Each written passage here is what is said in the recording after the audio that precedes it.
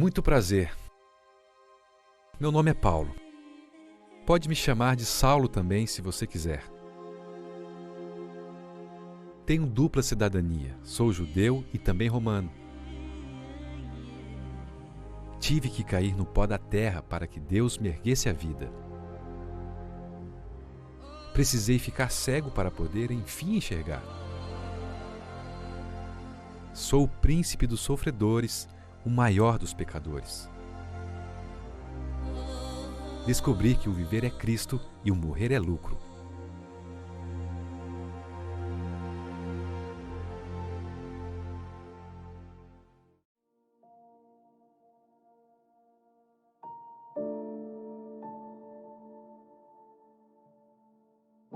Bendito seja o nome do Senhor. É um prazer estar com você. Eu lhe agradeço por esse privilégio e também lhe parabenizo por você escolher buscar a Deus, estudar a sua santa palavra. Nesta série, nós vamos refletir um pouco sobre temas abordados pelo apóstolo Paulo. Paulo foi um homem brilhante, um escritor extraordinário, escreveu inclusive boa parte do Novo Testamento. Detalhe, houve um momento assim crucial na vida de Paulo. Foi exatamente o seu encontro com o Senhor Jesus Cristo. E eu admiro também, porque nesse momento ele teve a humildade e a coragem de mudar. Antes ele era um jovem de fortes convicções religiosas, zeloso ao extremo, mas estava equivocado. Ele passou, em decorrência desse encontro com Jesus, de um fariseu convencido a um cristão convertido, de perseguidor dos cristãos a perseguido por causa do cristianismo. Eu quero orar com você, pedindo a orientação do Senhor para toda essa série de estudos. Vamos pedir ao Senhor que pelo Espírito Santo nos ilumine, nos dê a compreensão correta do texto sagrado. Vamos orar. Senhor Deus e Pai querido, eu te agradeço, Senhor, por essa oportunidade de compartilhar a Tua palavra com os Teus filhinhos. E nessa hora te peço, Pai, que Tu nos ilumines, para que tenhamos a compreensão correta da Tua palavra.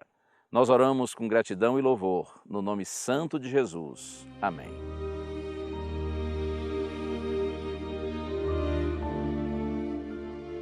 Nas primeiras referências a Paulo na Bíblia, ele é chamado de Saulo. Tanto faz. Saulo do hebraico, Paulo do latim. O fato é que este moço era um jovem judeu brilhante, considerado irrepreensível. A partir dos 12 anos de idade, ele foi morar em Jerusalém, com o propósito de estudar com o renomado professor Gamaliel.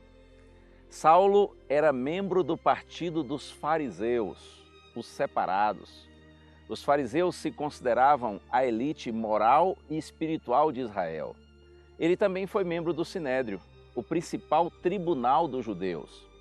Os rabinos em Jerusalém consideravam Paulo um jovem altamente promissor, capaz e hábil defensor do judaísmo. Ele detestava o cristianismo. Os primeiros cristãos foram chamados de o povo do caminho. No entendimento de Saulo, o cristianismo era uma seita profana e amaldiçoada, que deveria ser banida, deveria ser exterminada. No entendimento de Saulo, o Messias ter vindo e ter sido crucificado, isto era algo absurdo, totalmente inaceitável, inconcebível. Por isso é que ele detestava os seguidores de Jesus Cristo. Na medida que o cristianismo ia se expandindo, o pensamento dele era: ou nós acabamos com o cristianismo, ou o cristianismo vai acabar com o judaísmo. É matar ou morrer. É por isso que está escrito aqui no livro de Atos dos Apóstolos, capítulo 8, verso 3, está escrito assim: Saulo, porém, assolava a igreja, entrando pelas casas e arrastando homens e mulheres, encerrava-os no cárcere. E no capítulo 9, versos 1 e 2, está escrito: Saulo, respirando ainda ameaças e morte contra os discípulos do Senhor, dirigiu-se ao sumo sacerdote e lhe pediu cartas para as sinagogas de Damasco, a fim de que, caso achasse alguns que eram do caminho, assim homens como mulheres, os levasse presos para Jerusalém. Veja que, em sentido figurado, ameaçar e matar os cristãos eram como o próprio ar que Saulo respirava. Porque, como eu já disse, no entendimento deles, o cristianismo era uma seita amaldiçoada, que deveria ser banida. Foi com esse intuito que, ao seguir para Damasco, ele pediu ao sumo sacerdote que lhe desse autorização para que, encontrando em Damasco alguns cristãos, ele pudesse prendê-los e levá-los para Jerusalém.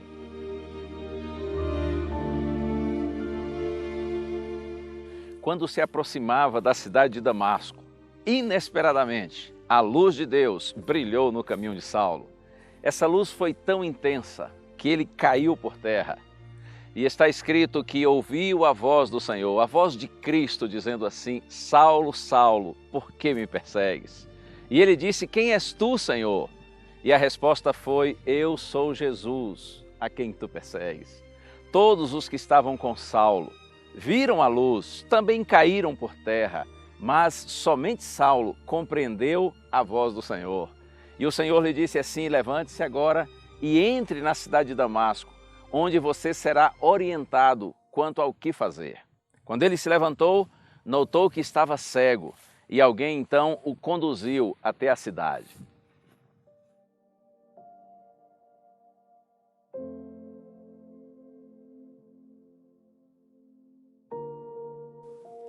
Em Atos dos Apóstolos, capítulo 9, verso 9, está escrito que ao Saulo chegar a Damasco, esteve 3 dias sem ver, durante os quais nada comeu e nem bebeu.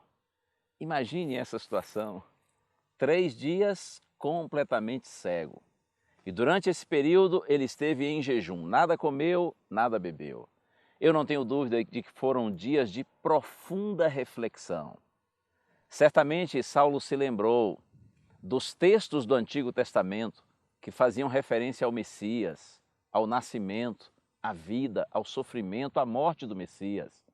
Ele deve ter se lembrado também da sua confiança cega nos sacerdotes de Jerusalém, que disseram que a ressurreição de Cristo havia sido forjada pelos seus discípulos. Eu imagino Saulo naqueles 3 dias refletindo na sua crueldade, na sua maldade para com os cristãos, e como os cristãos presos por ele reagiam diante da sua maldade, tranquilos, seguros, não pagando o mal com o mal, mas demonstrando paz no coração, porque estavam sendo perseguidos por causa do nome de Jesus.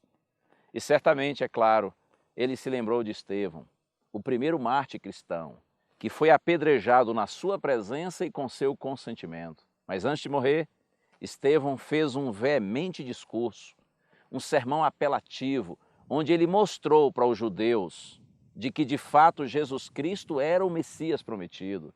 Saulo deve ter se lembrado do rosto de Estevão, iluminado, como o rosto de um anjo, quando era apedrejado. Ou certamente ele pensou na sua incredulidade, pensou na sua frieza, na sua racionalização, ao desprezar o Evangelho, ao desprezar a própria palavra de Deus, as Escrituras.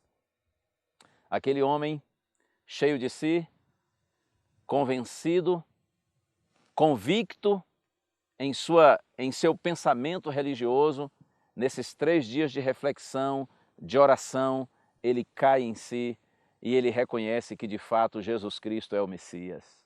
Aquela mesma luz que na estrada de Damasco feriu Saulo, o cegou e o derrubou, agora o restaurou. Essa mesma luz lhe deu uma nova visão, a visão do reino de Deus.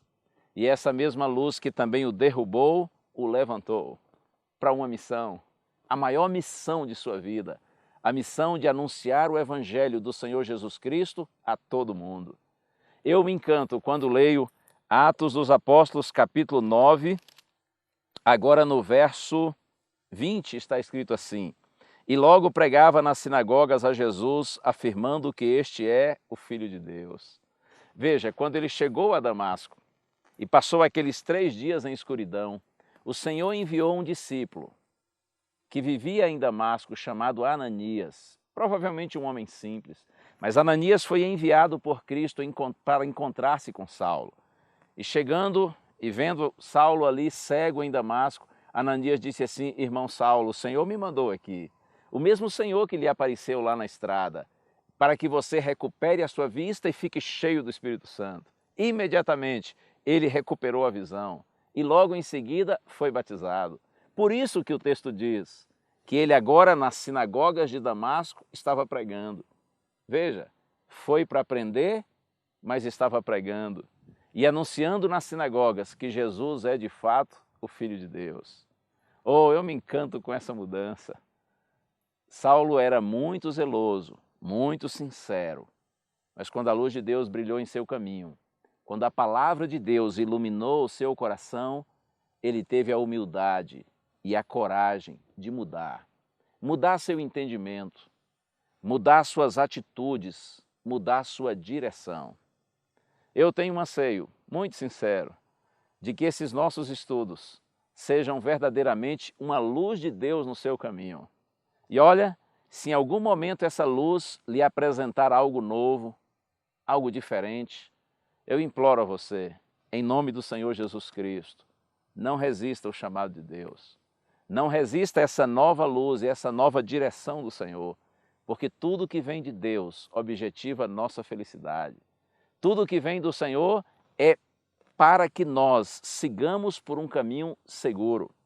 Lembra das palavras de Jesus? E conhecereis a verdade, e a verdade vos libertará. Sejam esses estudos, seja essa revelação da palavra de Deus, verdade e luz nos seus caminhos. Esse é meu desejo sincero. A graça do Senhor Jesus Cristo e o amor de Deus e a comunhão do Espírito Santo sejam com todos vós.